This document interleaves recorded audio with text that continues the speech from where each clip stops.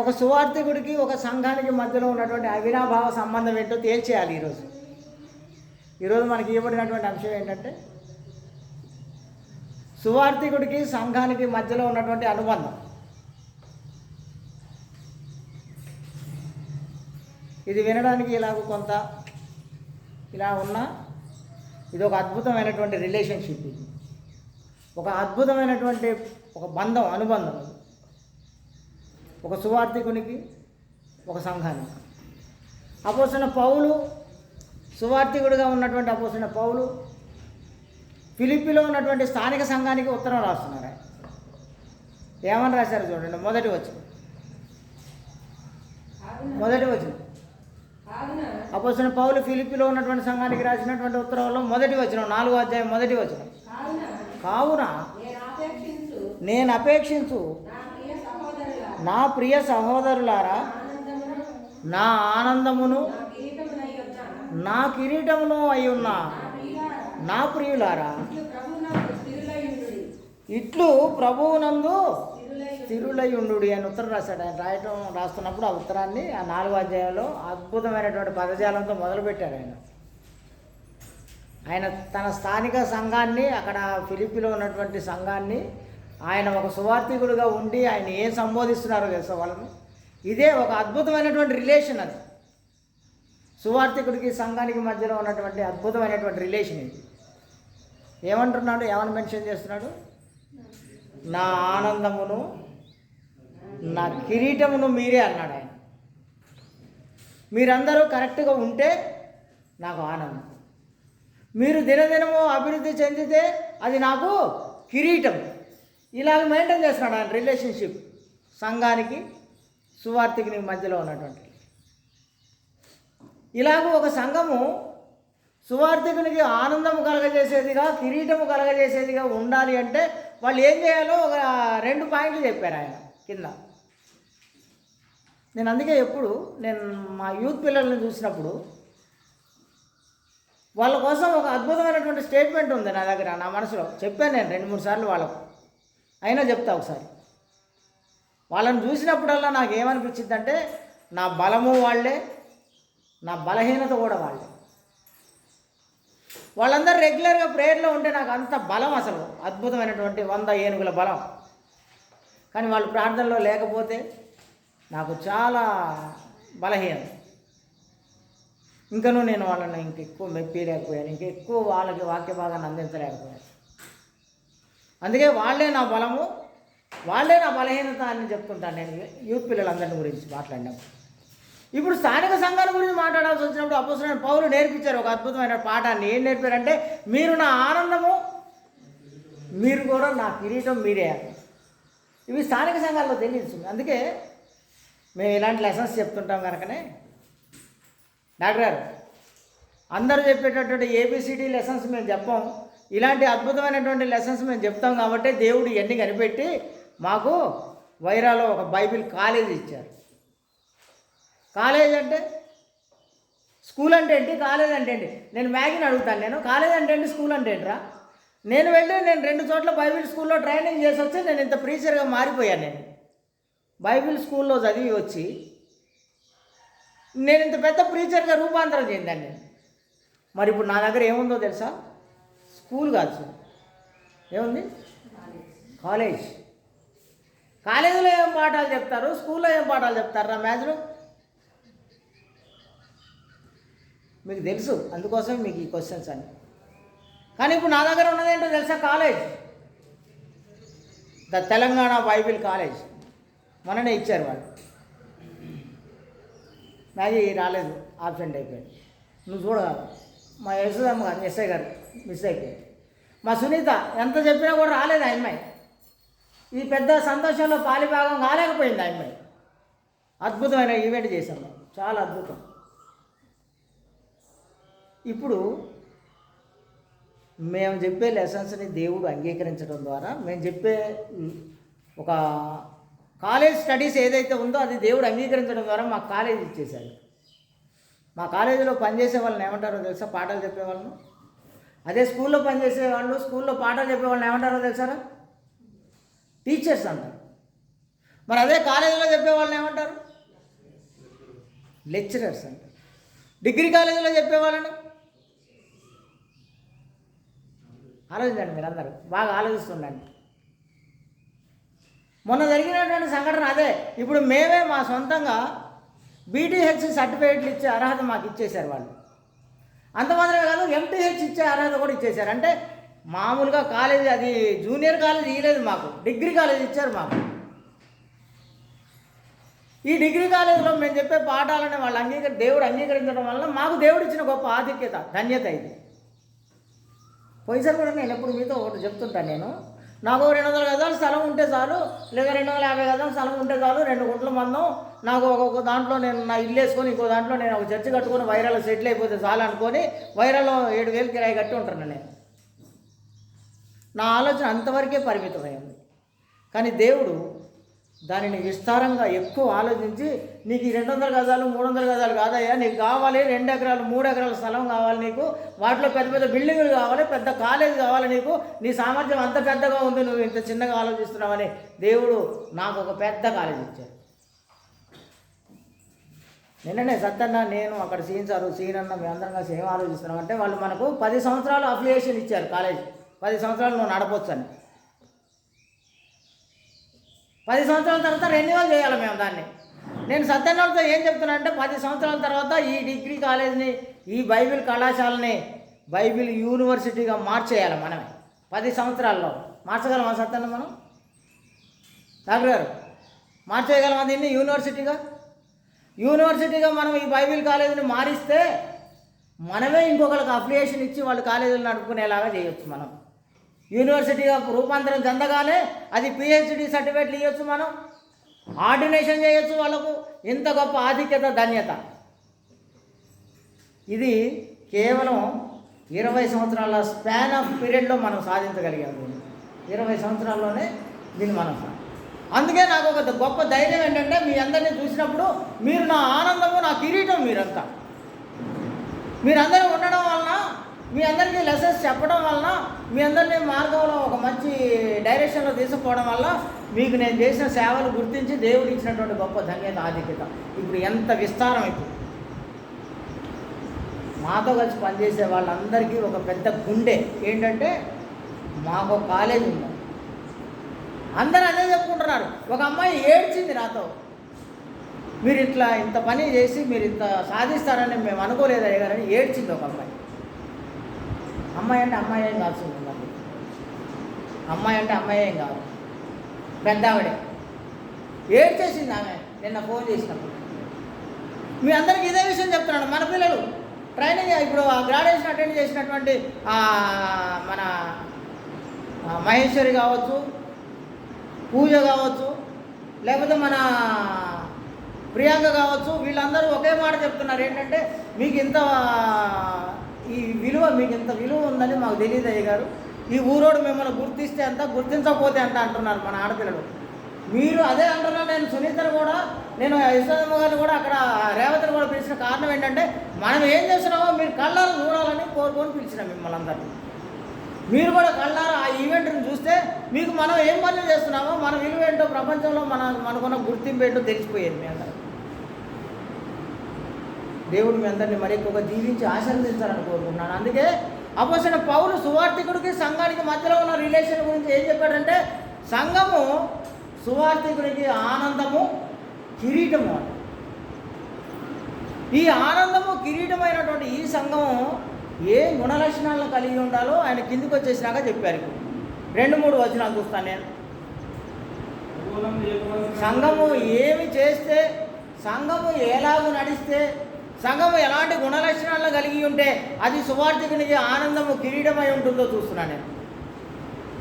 అందుకే ప్రత్యేకంగా ఈ విషయాన్ని నేను మీతో పంచుకోవాలని, షేర్ చేయాలని దీని గురించి నేను ఆలోచించి మీతో కలిసి ఈ వాక్య భాగాన్ని నేను మీకు అందిస్తున్నాను. ఇప్పుడు నేను స్థానిక సంఘములు అనగా ఏదో పాల్గొండే వాళ్ళందరికీ ఒక చర్చ్ అని, కాంబెల్ వాళ్ళందరికీ ఒక చర్చ్ అని, గంధం వాళ్ళందరికీ ఇంకొక చర్చ్ అని, ఇలా ఇంటి పేరుతో గెలిచేవి కావు సంఘాలంటే. సంఘం అనగా యేసుక్రీస్తు శరీరము, యేసుక్రీస్తు రక్తము ధారపోసినటువంటి సంఘం. దాని కొరకు ప్రాణం పెట్టినటువంటిది స్థానిక సంఘము. ఇంత గొప్ప గుణలక్షణాలు కలిగి ఉన్నటువంటి సంఘాలను గుర్తించగా మనోళ్ళందరూ ఏంటంటే, అరే మనోళ్ళందరికీ ఒకటిరా, మన కుటుంబం పేరు ఉన్న వాళ్ళందరూ ఒక సంఘం రా, ఇదొక సంఘం రా అని. వాడు అయ్యగారికి చదువు సంధ్య లేకపోయినా పర్లేదు, వాడు తెలుగు చదవడం రాకపోయినా పర్లేదు, వాడిని అడ్డం పెట్టుకొని మనోటి మనమే ఫైల్లోకి తేవాలి రాని తయారైనటువంటి ఈ గ్రూపుల సమూహం మధ్యలో అసలు సంఘం అంటే ఏంటో, ఆ సంఘముకు ఈ సువార్థకునికి ఉన్నటువంటి అనుబంధం ఏంటో నేను మీ మధ్యలో జ్ఞాపకం చేయడానికి నేను ఇప్పుడు ఈ వాక్య భాగాన్ని ఎన్నుకున్నాను. నేను సంఘము సువార్థకునికి ఆనందమును కిరీటము అయి ఉన్నది. ఆనందము కిరీటము స్థానిక సువార్థకునికి. మరి మీరు ఏం చేస్తే సువార్థకునికి ఆనందం కలుగుతుంది? మీరు ఏం చేస్తే సువార్థకునికి మీరందరూ కిరీటం లాగా ఉంటారు? 2-3 వచనాలు చూస్తాను నేను. 2-3 వచనాలు. ప్రభువునందు ఏక మనసు గలవారై ఉండుడని యువోదియాను సుంటుకేసును బతిమాలు కొనుచున్నాను.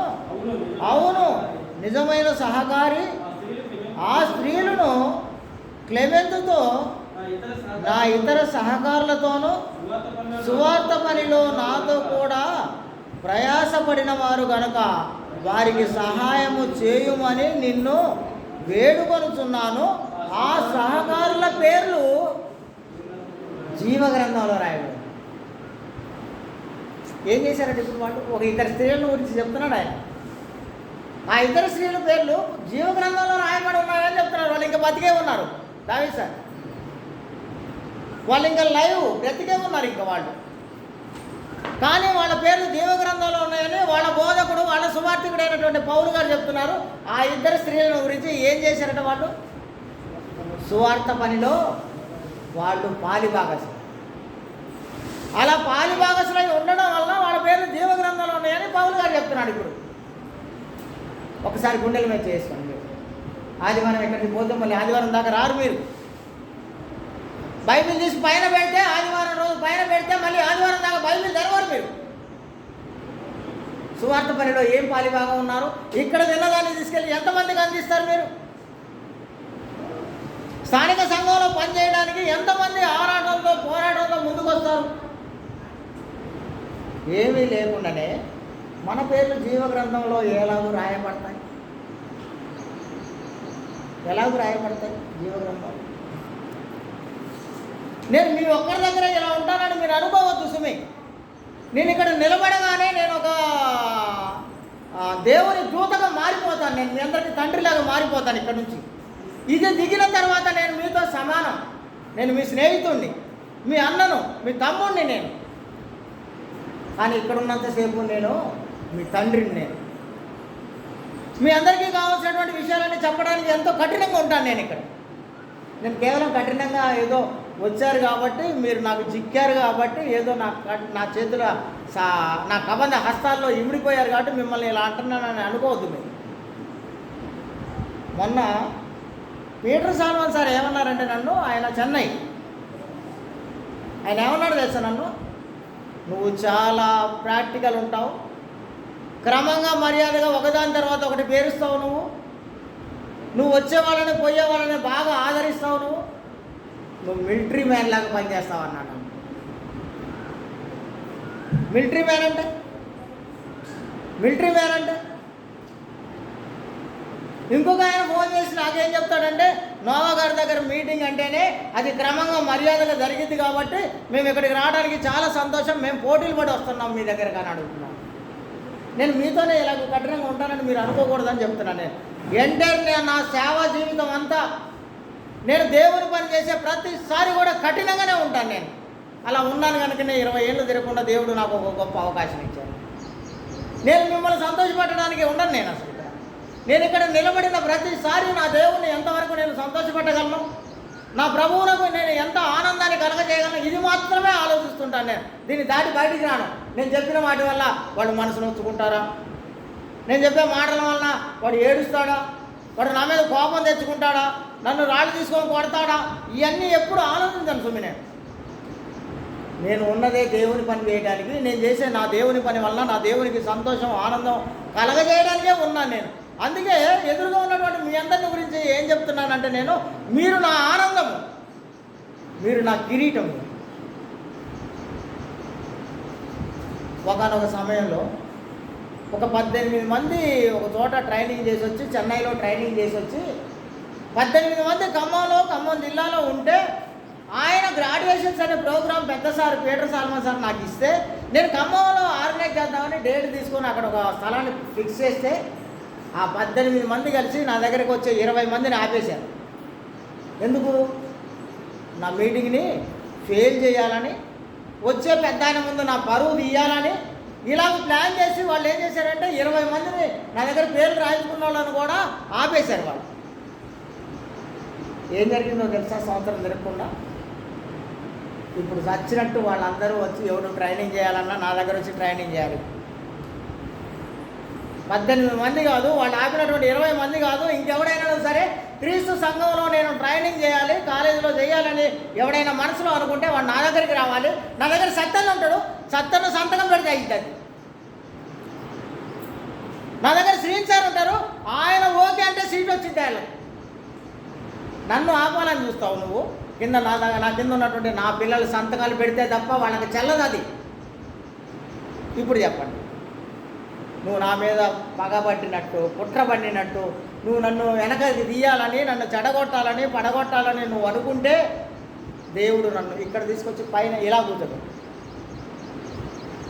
నేను మళ్ళీ చెప్తాను, మొన్ననే నాకు ఈ కోట జ్యోతి ఏముంటుందంటే, మొన్న నేను వాళ్ళ ఇంటికి పోయినప్పుడు, ఒకవేళ నా కొడుకు నన్ను చూడకపోయినా నేను అయ్యగారి దగ్గర పోయి అయ్యగారు అనాథాశ్రమంలో ఉంటా నేను అని అంటుంది.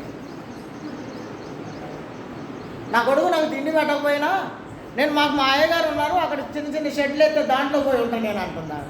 అంటే ఎంత ధైర్యం మీ అందరికీ, ఎంత గొప్ప ధైర్యం వచ్చింది ఇప్పుడు మీ అందరికీ.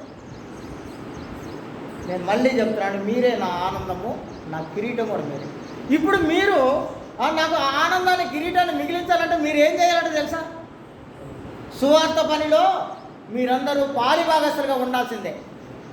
నా కోసం మా ఇంటికి వచ్చి ఏం వంట చేయక్కర్లే మీరు. మా ఇంటికి వచ్చి మీరేమి నా కోసం వ్యవసాయ కార్యాలు చేయక్కర్లే మీరు. నా సంచి మోయక్కర్లేదు, నా బూట్లు తొడవక్కర్లేదు అసలు ఎవరు. మీరు నాతో పాలిభాగస్తులుగా ఉంటే ఇప్పుడు ఏం చెప్పారైనా? మీ పేర్లు పరలోకంలో ఉన్నటువంటి జీవగ్రంథంలో మీ పేర్లన్నీ ఉంటాయి. మీ పేర్లన్నీ ఉంటాయి. నాకు మీ పేర్లు జీవగ్రంథంలో రాసుకోండి. ఇది కూడా మళ్ళీ మీ చేతిలోనే ఉంది.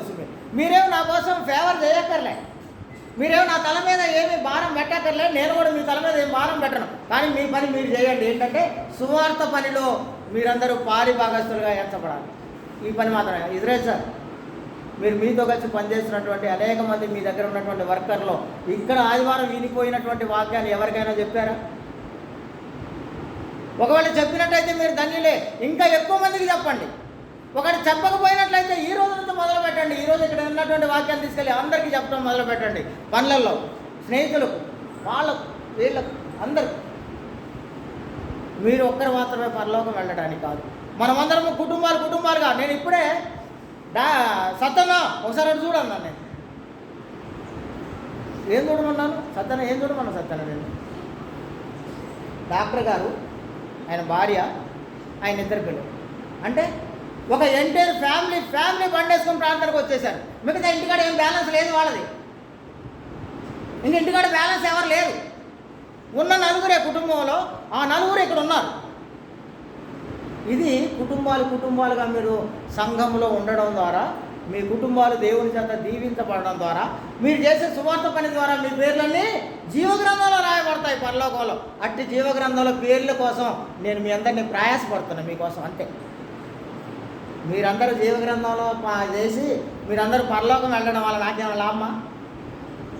కానీ మీరు నరకానికి వెళ్ళడం మాత్రం నాకు చాలా నష్టం. ఎందుకంటే దేవుడు నాకు ఇచ్చినటువంటి ఇంత గొప్ప ధన్యత, ఆధిక్యతను కూడా నేను మిమ్మల్ని అందరినీ నడిపించుకోవడంలో నాకు లోపం వచ్చి నేను ఫెయిల్ అయిపోయానని నా మనసు నేను నొచ్చుకోవడం. అది మీరు పరలోకం రావడం సంతోషం, మీరు నరకానికి వెళ్ళడం చాలా దుఃఖం. పరలోకం రావాలంటే అంత ఈజీగా ఏది రాదు సుమి. మా దావీద్ సార్కి మేము హైదరాబాద్లో ఆ కోచింగ్కి డబ్బులు కట్టి ఆడ పెట్టాము. వచ్చిందా? ఎందుకు రాలేదు? అంటే మామూలుగా చిన్న విషయాన్ని సాధించాలంటేనే ఎంతో ప్రయాస, యుద్ధం చేస్తే తప్ప సాధ్యం కాదు అది. అలాంటిది పరలోకం చాలా ఫ్రీగా పొందేద్దాం అనుకుంటాం. రాత్రి నేను ఒక సహోదరుడితో, నువ్వు బ్యాప్టిజం తీసుకోవాల్సిందే, నీలాంటి నా చేతిలో చిన్నప్పటి నుంచి ఉండి ఇప్పటికీ నేను నిన్ను మిస్ అయ్యాను కాబట్టి నాకు చాలా బాధగా ఉందని నేను ఫోన్ చేస్తే, ఇంకా కొద్ది రోజులు ఆగాలి అయ్య గారు. ఎందుకు? ఇంకేమైనా ఏటీఎంలో వెళ్ళగొట్టాల్సిన పని ఉందా? ఇంకెవరైనా మర్డర్ చేయాల్సిన పని ఉందా? ఇంకేమైనా దొంగతనాలు చేసిన పని ఉందా? ఇంకేమైనా నేరాలు ఘోరాలు చేయాల్సింది ఇంకేమైనా బ్యాలెన్స్ ఉందా అని అడిగినాను నేను. అట్లా కాదు అయ్య గారు, అట్లా కాదు అయ్య గారు అట్లా. మరి ఇంకేంటి? బ్యాప్టిజం అంటే రక్షణ పొందడం కదా. బ్యాప్టిజం అనగా యేసుక్రీస్తుని ధరించుడే కదా. బ్యాప్టిజం అనగా పరిశుద్ధాత్మ వరాన్ని పొందడం కదా. బ్యాప్టిజం అనగా సంఘంలో చేర్చబడడం కదా. బ్యాప్టిజం అనగా యేసుక్రీస్తు శరీర రక్తాల్లో పాల్గొనడం కదా. మరి ఎంత గొప్ప ధన్యత, ఆధిక్యతని నువ్వు పొందాలి అని నేను అడుగుతుంటే, ఇంకొంచెం టైం ఉంది నాకు, ఇంకొంచెం అది ఉంది, వీడు ఒప్పుకోవట్లేదు, వాడు ఒప్పుకోవట్లేదు, నీ పరలోకాన్ని ఎవడు అడ్డుకోగలడు? ఇక నువ్వు పరలోకం పోకుండా నిన్ను అందరు కలిసి సమాజం కలిసి అడ్డుకుంటుంటే, నువ్వు నరకంలో నిత్యాగ్నిలో కాలుతా ఉంటే ఎవరు కాపాడుతాడు? మనం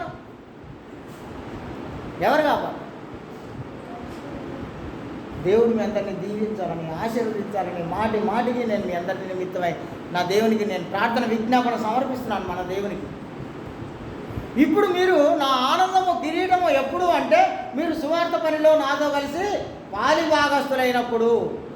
ఇక్కడ నేను ఏదైతే చెప్తున్నానో దాన్ని తీసుకెళ్ళి జనాలందరికీ మీరు పంచినప్పుడు, మీ ప్రవర్తనను దేవునికి అనుకూలంగా మార్చుకొనినప్పుడు, మీ పనులు మీరు చేయగలిగినప్పుడు, మీరు నాకు పనిలో సహకారులుగా ఉన్నప్పుడు మీ పేర్లు జీవగ్రంథంలో రాయబడు. దీన్ని ఇలాగే ఉంటుంది. మనం ఇంకొక అంశంలోకి వెళ్ళిపోదాం. ఇప్పుడే 4 నుంచి 7 వరకు గల వాక్య భాగాన్ని చూద్దాం. మనం ఇక్కడ దీన్ని 4 నుంచి 7 వరకు గల వాక్య భాగాన్ని మనం 3 పాయింట్లుగా విడగొడదాం. ABC అని 3 పాయింట్లుగా విడగొడదాం. దీన్ని మనం ముందు చూద్దాం. ఎల్లప్పుడూ ప్రభువునందు ఆనందించుడి, మరలా చెప్పుదును ఆనందించుడి. ఇప్పుడు ఒక మనిషి ఎలాగో ఆనందించగలడు అనే ఒక అంశాన్ని ఆలోచిద్దాం. ఇప్పుడు నేను సాత్విక్ సార్ని టార్గెట్ చేసుకుంటా కొంచెం. ఎందుకు? 3 వారాలు ఎగ్గొట్టిండు కదా, ఆయన్నే టార్గెట్. నీకు ఎప్పుడు సంతోషం కలుగుతుంది? ఒక మనిషి ఎప్పుడు సంతోషంగా ఉండగలుగుతాడు? ఇప్పుడు మనకు బైబిల్ గ్రంథంలో ఆయన స్థానిక సంఘానికి అపోజిట్ పౌలు ఉత్తరం రాసినప్పుడు ఏం రాశాడంటే, మీరు ఆనందించుడి, ఎల్లప్పుడూ ఆనందించుడి అని రాశాడు ఆయన. ఈ ఆనందము సంతోషం ఎలా కలుగుతుంది ఒక వ్యక్తికి? సాత్విక్ సార్ చెప్పండి. మీ నాన్నగారు నిన్ను కొట్టినప్పుడు సంతోషం వచ్చిందా? ఆనందం వస్తుందా? లేదా నువ్వు పరీక్షల్లో ఫెయిల్ అయినప్పుడు నీకు సంతోషం ఆనందం వస్తుందా? లేదంటే మీ తమ్ముడికి మాత్రమే మంచి కొత్త డ్రెస్ కొని నీకు కొననప్పుడు నీకు సంతోషం ఆనందం కలుగుతుందా? ఎప్పుడు సంతోషం ఆనందం కలుగుతుంది ఒక వ్యక్తికి? ఎప్పుడంటే తన హృదయం నిండి ఉన్నప్పుడు, తను ఏదైతే ఆలోచిస్తున్నాడో అది నాకు ఉన్నది అని నమ్మినప్పుడు అతని హృదయం నిండిపోతుంది సంతోషం, ఆనందం. ఇప్పుడు పౌలు గారు రాశాడు ఉత్తరం. ఏం రాశాడంటే, మీరు ఆనందించండి, మరలా చెప్తున్నాను, మళ్ళీ చెప్తున్నాను, మళ్ళీ చెప్తున్నాను, మీరు ఆనందంగా ఉండండి అన్నాడు. ఎందుకు ఆనందంగా ఉండాలి? మీలో ఆనందం కలగాలంటే మీకున్నటువంటి ఒక గొప్ప ధన్యత, ఆధిక్యత ఏంటో తెలుసా? దేవుడు మీకు తోడుగా ఉన్నాడు. నీకు సమస్తమును దయచేయగల శక్తివంతుడైనటువంటి దేవుడు నీకు తోడుగా ఉండి, నీకు తోడుగా ఉండడం కోసం ఆయన పరలోకంలో ఉండి నీకోసం ఆయన చేసిన గొప్ప ఏర్పాటు ఏంటంటే, తన కుమారుని భూమి మీదకి పంపించడం. శరీరాన్ని ఇచ్చి భూమి మీదకి ఆయన్ని పంపిస్తే ఆ శరీరానికి శిక్ష వేసి ఆయనను చంపి సమాధిలో పెట్టి తిరిగి 3వ దినాన పైకి లేపి ఇప్పుడు తన కుడిపార్శ్వాన్ని కూర్చొని పెట్టుకుని ఉంటే, ఇప్పుడు మనం అనాథలమైపోతున్నామేమో అనే ఆ ఆలోచనను మనం అందరం కలిగి ఉంటాం కనుక, ఇప్పుడు మీతో ఎల్లప్పుడూ ఉండడానికై ఆదరణకర్త అనగా పరిశుద్ధాత్మను ఇచ్చేశారు మీకు. ఇంత గొప్ప నిత్య సంకల్పాన్ని దేవుడు మన ఎడల చేస్తుంటే మనకి ఇంకా సంతోషం కాకుండా, ఆనందం కాకుండా ఏముంటుందో తెలుసా? బాధ, శ్రమ, కష్టాలు ఎందుకుంటాయి అసలు? ఇది దాని కింద వచ్చిన చదవండి. అసలు మీ సహనమును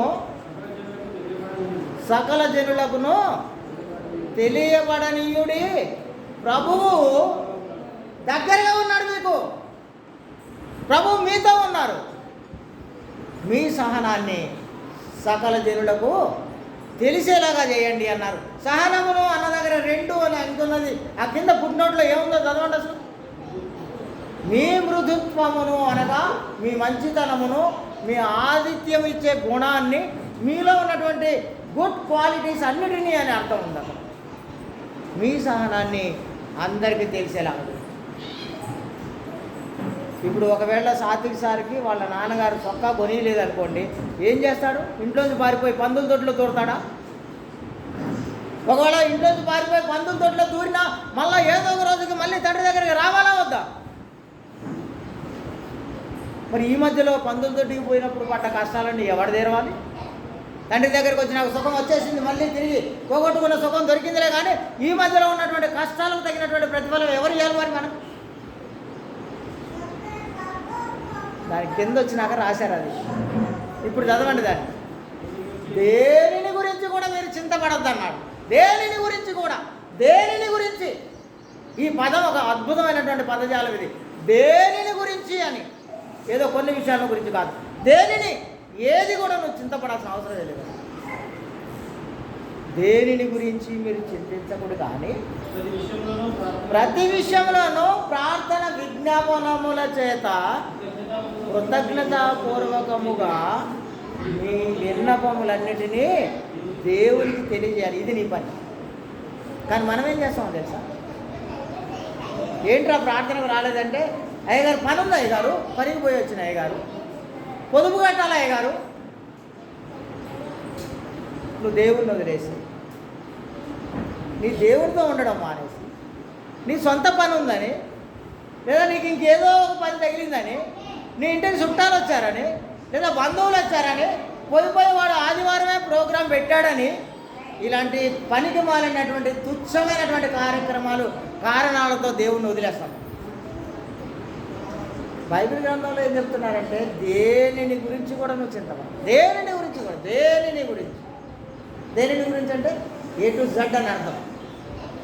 అవి సార్ ఏ టు జడ్ అని అర్థం. ఏ నుంచి మొదలుపెట్టి జడ్ వరకు అని అర్థం.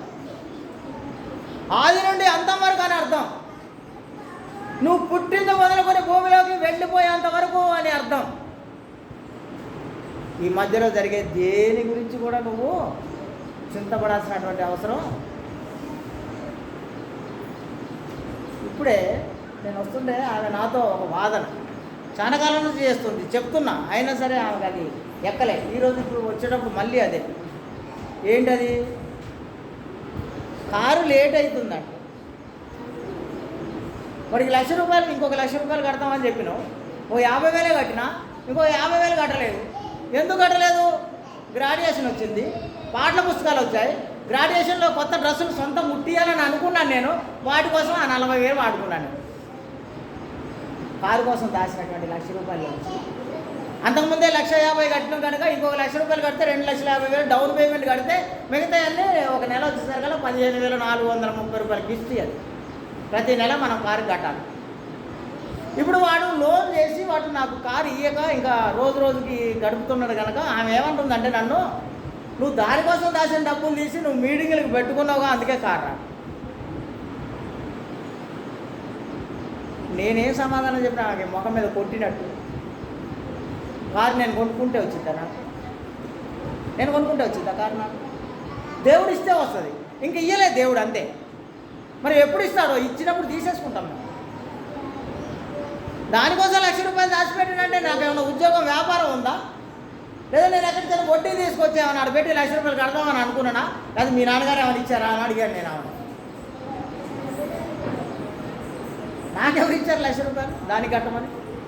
నాకు ఒక ₹1,00,000 నాకు ఉండడం వల్ల దానికి కడదామని అనుకున్నా.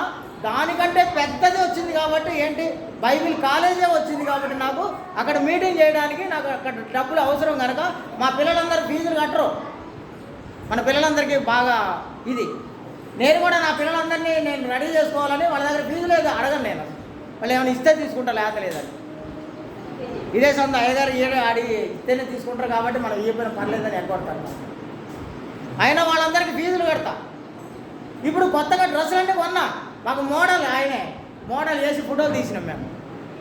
కొత్త డ్రెస్సులు కుట్టించినాం. బైబిల్ కాలేజ్ ఎలాగ వచ్చింది కాబట్టి ప్రతి గ్రాడ్యుయేషన్కి పోయి నేను కిరాయి డ్రెస్సులు తెచ్చుకోలేక నేను సొంతం కుట్టించిన. ₹40,000 అయింది అది. అటు వాడుకోవడం వల్ల కారు నేను తేలేకపోతానని ఆమె నా మీద పంచాయతీ. నేనేం చెప్పాను? నేను డబ్బులు లేవని ఎవరన్నారు? దేవుని ధననిధిలో వందల లక్షల కోట్ల డబ్బులు ఉంటుంది అక్కడ. నాకు కావాలనుకుంటే దేవుడు వెంటనే అట్లా విసిరేస్తే అది వచ్చేసింది. కారు దేవుడు ఇయ్యలేదు, ఇస్తారు. నేను డాక్టర్ గారు కలిసి మొట్టమొదట మేము ఈ అసైన్మెంట్ చేసినాం. పోయి ఇది దానికి ఒక ఎల్లో ప్లేట్ పెట్టాలా, తెల్ల వైట్ ప్లేట్ పెట్టాలంటే మేము ఇద్దరం కలిసి పోయి అక్కడ పోయిన తర్వాత ఏం ఆలోచన అక్కడ గవర్నమెంట్ 60% ఎంతో లోన్ ఇస్తారు దాని మీద మాఫీ. అప్పుడు గవర్నమెంట్ మాఫీ ఇస్తే దేవుడు ఇయ్యరు. ఒకవేళ దేవుడి దగ్గర మనం తీసుకుంటే అది 100% లోన్ మనం తిరిగి కట్టేది లేదు, దేవుడికి కట్టాలా. కాబట్టి మనకి ప్రభుత్వం లోన్ కావాలా, దేవుడిచ్చే లోన్ కావాలని మేము ఇద్దరం కలిసి మాట్లాడితే డాక్టర్ గారు ఒకటే రైట్ పెట్టాడు. ఏంటంటే మనకు దేవుడిచ్చే లోనే కావాలి, వాడిచ్చే ప్రభుత్వ లోన్ మనకెందుకు అన్నాడు. అప్పుడు ఇది జరిగి 4వ సంవత్సరం మార్చిలో జరిగింది ఇది. అప్పటి నుంచి ఇప్పటిదాకా ఇంకా చేస్తున్నాం. దేవుడు ఇంకా ఇయ్యలే మన చేతికి. ఇస్తారు, ఇచ్చినప్పుడు తీసేసుకుందాం, ఇస్తే తీసేసుకుందాం సార్. దేవుడు ఇంక ఇయ్యలేదు, ఇవ్వకపోతే నా వల్ల రాలేదు నీ వల్ల రాలేదు అనుకోవడానికి లేదు. దేవుడు ఇయ్యలేదు అంతే. దేవుడు ఇస్తే అది మన చేతిలో ఉంటుంది. నేను మీ అందరికీ ఇదే, మీ సహనమును, మీ ఓర్పును, మీ ఓపికను, ప్రజలందరూ మిమ్మల్ని పెడుతున్నటువంటి కష్టాలను సహించుటలోనూ భరించుటలోనూ మీరు మీ దేవుని ముందు నిర్దోషులుగా నిలబడాలి. ప్రతి విషయాన్ని దేవునికే సమర్పించాలి. ప్రతి విషయంలో కృతజ్ఞతాస్తుతులు చెల్లించి దేవునికి అప్పచెప్పండి. ప్రతి విషయాన్ని ఆయన చూసుకుంటారు. నీకెందుకు చింత? మధ్యలో నీకేంది అసలు? మధ్యలో బోడిను నువ్వెంత నేనంత మనకి దేవుడు ఇవ్వాలి, దేవుడే. అందుకే చివరిగా నేను ఈ విషయాలన్నింటినీ నేను మీతో జ్ఞాపకం చేసినప్పుడు మనం ప్రతి విషయంలో కూడా ప్రార్థనాపూర్వకంగా మన విజ్ఞాపనలన్నిటినీ దేవునికి సమర్పించాలి, దేవుని దగ్గర నుంచి పొందాలి. మనం తిరిగి రీపే చేయాల్సిన అవసరం ఉండదు అక్కడ. అందుకే నేను మళ్ళీ చెప్తున్నాను, నా ఆనందం మీరే, నా కిరీటం కూడా మీరే. నా ఆనందమును కిరీటమునైనటువంటి ఈ స్థానిక సంఘాన్ని గురించి నేను మాట్లాడుతున్నాను. ఇక్కడ వ్యక్తుల ప్రధానత ఉండదు. మనం ఫస్ట్ స్టార్ట్ చేసినప్పుడు ఒక సహోదరుడు ఉన్నాడు, ఇప్పుడు మనతో లేడు. ఆయన గురించి కాదు ఇది. ఇక్కడ ఎందరైతే ఉన్నారో ఫస్ట్ స్టార్ట్ చేసినప్పుడు లేనోడు కూడా కొత్త వాళ్ళు ఉన్నారు దీంట్లో. వీళ్ళను ఈరోజు ఇక్కడ లైవ్ మనం కనపడుతున్నటువంటి మనందరిని గురించి మాట్లాడుతున్నారు. ఆయన నా ఆనందము కిరీటము మీరే అని చెప్పాడు. ఎంత ధైర్యంగా చెప్పాడంటే స్థానిక సంఘానికి ఉత్తరం రాసి పౌలు గారు, నా ఆనందం మీరే, నా కిరీటం కూడా మీరే. ఈ కిరీటం ఆయనకి ఎక్కడొచ్చిందో మీ అందరికీ తెలుస్తుంది. మంచి పోరాటం పోరాడాను, నా పరుగు తుదముట్టించాను, విశ్వాసాన్ని కాపాడుకున్నాను, ఇప్పుడు పరలోకంలో నా కోసం నీతి కిరీటం ఉంది అన్నాడు. ఆ కిరీటం మీ దగ్గర నుంచి దొరికిందంట ఆయన. మీ అందరికీ బోధించడం ద్వారా దొరికిందంట ఆయన. మీ అందరినీ క్రమంగా మర్యాదగా నడిపించడం ద్వారా ఆయనకి కిరీటం దొరికింది. ఇది నాకు మాత్రమే కాదు, ఈవిని ఆపేక్షించే వాళ్ళందరికీ దొరికింది అన్నాడు. నీకు కావాలా వద్దా? కరుణ నీ కిరీటం కావాలా వద్దా? పరలోకం కావాలంటే అంత ఆశామాషగా దొరికిందా? ఇది సముద్రంలో ఇబ్బందులు పడ్డాడు, భూమి మీద ఇబ్బందులు పడ్డాడు, బంధువులతో ఇబ్బందులు పడ్డారు, బంధువులు కాని వాళ్ళతో ఇబ్బందులు పడ్డాడు, పాములు కరిశాయి ఆయన్ని, అగ్నిలో పడ్డాడు ఆయన, సముద్రంలో ఓడ పగిలిపోయి రోజుల తరబడి నీళ్లు ఆహారం లేకుండా ఉన్నాడు అక్కడ. ఒకటికి తక్కువ 40 కొరడా దెబ్బలను ఆయన 4 సార్లు 5 సార్లు ఆయన అనుభవించాడు. చెరసాల్లో ఉన్నారు ఆయన సంఖ్యలతో ఉన్నాడు. ఇన్ని చేసింది ఎందుకంటే కేవలం పరలోకంలో ఆ కిరీటాన్ని పొందడం కోసం, మీ అందరికీ కావాల్సిన నాలెడ్జ్ నేర్పడం కోసం. థ్యాంక్ యూ మీ అందరికీ. మీరందరూ ధన్యులేసింది. నేను మళ్ళీ చెప్తుంటాను నేను మీ అందరి గురించి. మీరందరూ ధన్యులే. ఎంత ధన్యులు మీరు అంటే దేవుని చేత అత్యధికంగా దీవించబడే ఆ గ్రూప్ సమూహంలో ఉండిపోయారు మీరందరూ. మీకు కావాల్సినటువంటి అద్భుతమైనటువంటి లేఖనాలు మీకు అందించబడుతున్నాయి, అద్భుతమైనటువంటి వాక్య భాగాలు మీకు అందించబడుతున్నాయి, అద్భుతమైనటువంటి సంగతులు మీకు బోధింపబడుతున్నాయి. మీరు ఈ చెబుతా వదిలేసే వారికి ఉండకూడదని కోరుకుంటున్నాను. మీరు ఏదైతే వింటున్నారో ఇక్కడ 40 నిమిషాలు లేదంటే 45 నిమిషాలు చెప్తున్నటువంటి ఈ లేఖనాన్ని, ఈ వాక్యాన్ని, ఈ ప్రవచనాలను మీరందరూ దాన్ని తీసుకోవాలని, తీసుకున్న తర్వాత మీరందరూ ఆ వాక్యంలో బలపడాలని, స్థిరపడాలని, తద్వారా పరలోకాన్ని మీరు సాధించాలని ఒకే ఒక ఇంటెన్షన్తో నేను మీ మధ్యలో ఇంత గొప్ప లెసన్స్ తీసుకొని చెప్తున్నాను. నేను నిన్న ప్రియాంకని ఇదే అడిగాను. నేను అరే నేను చెప్పే లెసన్ చెప్తాను, నువ్వు అబ్జర్వ్ చేసావా అని అడిగాను. అందరు చెప్పినట్టు మూల పాఠాలు తోలికి పోను నేను అసలు. మళ్ళీ మొదటికి పోయి నేను అక్కడ 66 పుస్తకాలు ఉన్నాయి, 2 నిబంధనలు ఉన్నాయి, 39 పుస్తకాలు ఉన్నాయి, 27 పుస్తకాలు ఉన్నాయి, 40 మంది రాశారు, 15 కాలాలు ఉన్నాయి, ఈ చెప్పను నేను అసలు ఎప్పుడు.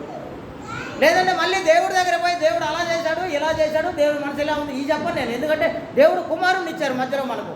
యేసుక్రీస్తుని గురించిన బోధ మాత్రమే అవసరమై ఉంది. ఇలాంటి డాక్టరీన్ పాయింట్లే చెప్తుంటాను నేను. మళ్ళీ నేను వీళ్ళందరినీ ఈ ఇంటర్మీడియట్ డిగ్రీకి వచ్చేసినాక మళ్ళీ వాళ్ళని వెనక్కి తీసుకెళ్ళి 10వ తరగతి పాఠం 7వ తరగతి పాఠం చెప్పను నేను. Thank you. దేవుడు మీ అందరినీ దీవించి ఆశీర్వదించున్నాను. మీ అందరికి ఖచ్చితంగా అభినందనలు తెలియజేస్తున్నాను.